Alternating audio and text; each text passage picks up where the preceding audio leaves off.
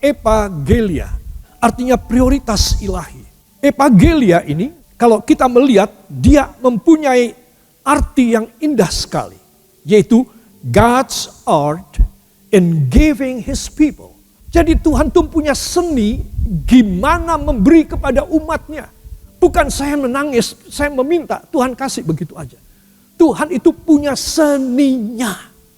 Supaya saya, satu, bertobat dulu barangkali. Saya harus cinta Tuhan lebih dulu. Saya harus memenuhi janji-janji yang pernah saya janjikan. Tapi saya melupakan.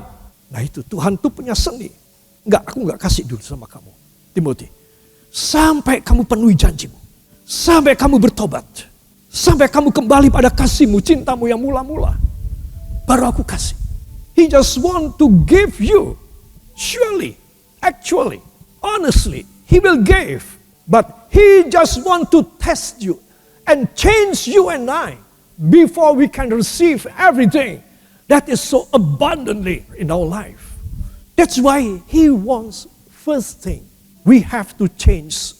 We have to be repented. After that, God's blessing, God's power and authority, and everything, He will just give upon our head and enrich you in many things, in many fields. Banyak kali kita tidak tahu rencana Allah. Kita cuma taunya nangis, minta sama Tuhan. Tuhan gak tergerak dengan air mata saya. Tuhan gak tergerak dengan air mata saudara. Tuhan hanya tergerak ketika Dia melihat ada perubahan pada saya. Ada perubahan pada saudara. Dan Dia berkata, oke, anakku, aku jatuh hati sama kau. Aku akan beri apa yang kau inginkan. Tanpa suatu pertobatan, dari mana Tuhan bisa turunkan mujizat pada saya? Yang benar aja. Saya harus pakai cengli saya juga. Oh, saya tidak usah pakai cengli, saya tidak usah pakai logik, saya tidak usah pakai masuk akal. Karena Tuhan itu maha kuasa. Saudara, bagaimana saya mendapat yang maha kuasa? Kalau secara normal pikiran aja, saya nggak masuk ke situ. Gimana Tuhan mau jatuh hati sama saya? Paling aku kasih kamu sebulan, nggak karu-karuan jalanmu. Karena permintaanmu gede, nilainya gede. Sebab para kekasih, God's art in giving His people. Ini penting sekali.